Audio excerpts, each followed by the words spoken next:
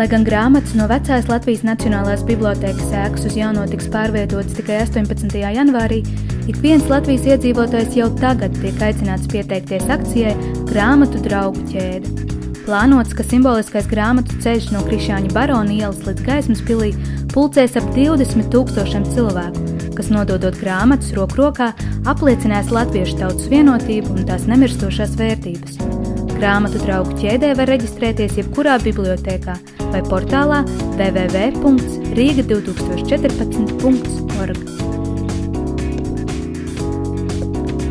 Akciju sabiedrības Tukuma piens ražotajai baltais ekoproduktu līnijai nu pievienojies arī ekoloģiskais biezpiena sieriņš. Šis produkts pretendē uz pirmā ekoloģiskā biezpiena sieriņu titulu pasaulē un ir gatavots no izejvielēm, kas nākušas no bioloģiskām saimniecībām. Kamēr Tukuma biezpiena sieriņu ceļos tirdzniecības vietām Krievijā, Lietuvā un Igaunijā, mēs jau varam tos meklēt visos Latvijas veikalos.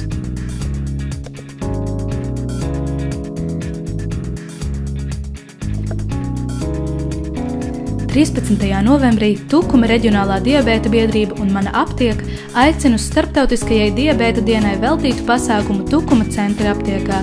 Šīs veselības dienas ietveros būs iespēja noklausīties informatīvas lekcijas par diabēta profilaksu un veselīgu uzturu, pārbaudīt savu veselību, kā arī iemācīties nūjošanas pamatprasmes.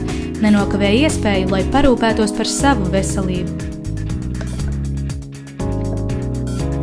Latvijas ārstu biedrības Veselības gada balva 2013 nominācijā Veselīgākā uztura ražotājs piešķirta akciju sabiedrībai Tukuma piens. Balvu pasniedza zemkopības ministre Laimdota Straujuma, atzīstot, ka priecājas, ka tā nonāk mūsu novadnieku rokās, kas jau 100 gadu garumā ražo nevien gardu, bet arī veselīgu produkciju.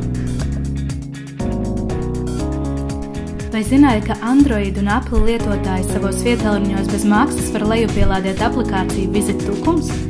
Aplikāciju izveidojas Tukuma turisma informācijas centrs, un tā ļauj lietotājiem iegūt informāciju par apskates objektiem, nakšņošanas iespējām, aktuālākajiem pasākumiem Tukumā, kā arī piedāvā daudz citu noderīgu iespēju gan Tukuma iedzīvotājiem, gan apmeklētājiem.